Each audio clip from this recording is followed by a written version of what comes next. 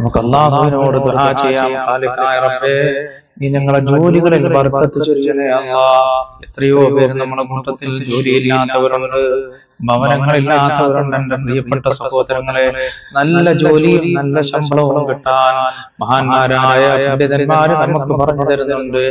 ഈ രണ്ട് ദിക്റുകൾ നമ്മൾ പതിവാക്കേണ്ടതുണ്ട്. ഒന്നേതാണ്, യാ ഫത്താഹ് യാ അല്ലാഹ്.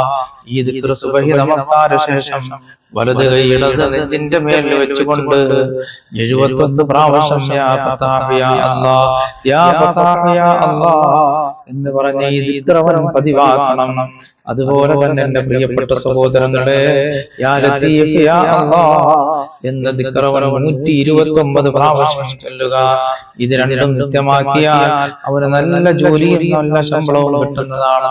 മഹാന്മാരായ പണ്ഡിതന്മാര് പറഞ്ഞിട്ടുണ്ട്, പടച്ചവനെ നീ ഞങ്ങളെ ജോലികളിലൊക്കെ ബർക്കത്ത് ചൊരിയണേ അല്ലാഹ്.